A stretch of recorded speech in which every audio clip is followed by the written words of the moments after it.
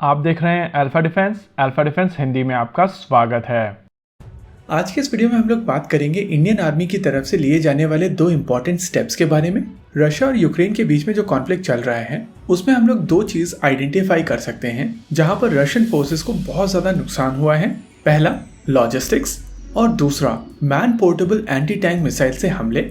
वैसे इन लॉसेस को लेकर हम लोग यहाँ पर डिबेट कर सकते हैं, लेकिन सिंप्लीफिकेशन के लिए हम लोग ये मान कर चल रहे हैं कि ये लॉसेस रशियन फोर्सेस के हैं। लेकिन अगर आपको इनकी डिटेल्स समझनी है तो आप कॉन्फ्लिक्ट एक्स पर हमारे लेटेस्ट वीडियो को चेकआउट करें, लिंक डिस्क्रिप्शन और आई बटन में मिल जाएगा। एनीवेज, रशियन फोर्सेस के इन दोनों लॉसेस को अगर आप ध्यान से ऑब्जर्व करते हैं तो उसके पीछे कहीं न कहीं एक टेक्नोलॉजिकल एंगल है और इस समय रशियन फोर्सेस और डीपीआर एलपीआर के मिलिशियास सोवियत ओरिजिन के पुराने हथियार लेकर यूक्रेन में लड़ रहे हैं। लेकिन इंडियन आर्मी की तरफ से दो नए स्टेप्स लिए गए हैं जो ये इंश्योर करेंगे कि ये परेशानियां इंडियन आर्मी के साथ में सिमिलर कॉन्फ्लिक्ट में ना हो। पहला स्टेप है ऑटोनोमस कॉम्बैट व्हीकल का। ये इन्फॉर्मेशन हम लोगों के पास में एक्चुअली 3-4 दिन पहले से है, लेकिन हम लोग इसको लेकर टाइमलाइन एक्वायर करने की कोशिश कर रहे थे। एनीवेज, अब ये इन्फॉर्मेशन पब्लिक हो चुकी है। आज ही सुबह तेज ने इसको ट्वीट किया था और अभी तक हम लोगों के पास में इसको लेकर टाइमलाइंस नहीं है। एनीवेज, जो इन्फॉर्मेशन हम लोगों के पास में है आइए उस पर बात करते हैं। इंडियन आर्मी इन व्हीकल्स को मेक टू कैटेगरी में एक्वायर करने वाली है, यानी कि इंडस्ट्री को अपने खुद के पैसे लगाकर इन सिस्टम्स को बनाना पड़ेगा और गवर्नमेंट ऑफ इंडिया की तरफ से किसी भी प्रकार की आर्थिक मदद नहीं की जाएगी। Autonomous combat vehicle basically unmanned land system होंगे जिसको इंडियन आर्मी दो एप्लीकेशंस में यूज करेगी। एक है कॉम्बैट एप्लीकेशन और दूसरी लॉजिस्टिक सपोर्ट। अगर कॉम्बैट एप्लीकेशंस की बात की जाए तो इन सिस्टम्स में real time day and night surveillance capability होगी, जिसके वजह से बैटलफील्ड मैनेजमेंट काफी ज्यादा आसान हो जाएगा। साथ ही साथ ये सिस्टम एक गन भी कैरी करेगा। हालांकि अभी ये चीज क्लियर नहीं है कि क्या ये गन एक 7.62 मिलीमीटर की गन होगी या फिर यहाँ पर हम लोग एक ऑटो कैनन देख रहे हैं। अगर इस सिस्टम की रेंज की बात की जाए तो बेस स्टेशन से ये सिस्टम लगभग 10 किलोमीटर की दूरी तक जाने में सक्षम होना चाहिए। वहीं पर अगर हम लोग लॉजिस्टिक सपोर्ट वाले ACV की बात करें तो ये सिस्टम 1000 kg का वजन कैरी करने में सक्षम होना चाहिए। इसका प्रयोग कैजुअलिटी इवैक्यूएशन, कार्गो कैरियज और टफ टेरेन्स जैसे कि डेजर्ट, माउंटेनियस टेरेन और मार्शी एरिया में डिलीवरी सपोर्ट के लिए किया जाएगा। अगर टेक्निकल पैरामीटर्स की बात की जाए तो इन दोनों ही ACVs की टेक्निकल पैरामीटर्स ऑलमोस्ट सेम होंगी। ये सिस्टम ऑटोनोमस मोड और रिमोट कंट्रोल मोड दोनों में काम करने में सक्षम होने चाहिए। इनकी maximum speed 20 kilometre per hour तक होनी चाहिए।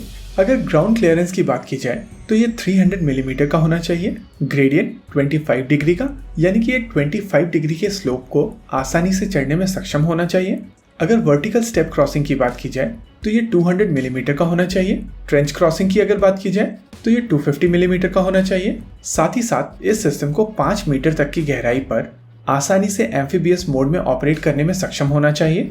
अगर एंड्योरेंस की बात की जाए तो ये सिस्टम कंटिन्यूअसली 12 घंटे तक चलने में सक्षम होना चाहिए, जिसमें से 4 घंटे ये साइलेंट मोड में चल सके, यानी कि बैटरी मोड में।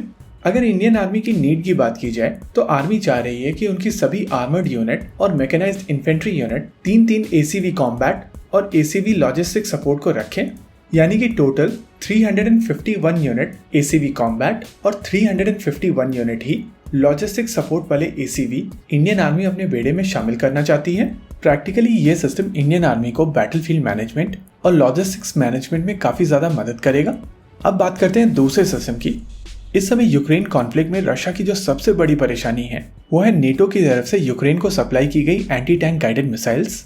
ये 3rd generation anti tank guided missiles जो फायर एंड फॉरगेट मोड में आती हैं, वो रशियन फोर्सेस के पुराने टैंक्स के ऊपर काफी ज्यादा कारगर साबित हो रही हैं। इस कॉन्फ्लिक्ट के दौरान जो 2 टैंक बहुत ही ज्यादा नंबर में देखने मिले हैं वो हैं T-80 और T-72 टैंक्स। हालांकि यहाँ पर BTR, BMP के दोनों वेरिएंट, दूसरे आर्मर्ड पर्सनल कैरियर्स और पुराने T-64 भी दिखाई दिए हैं।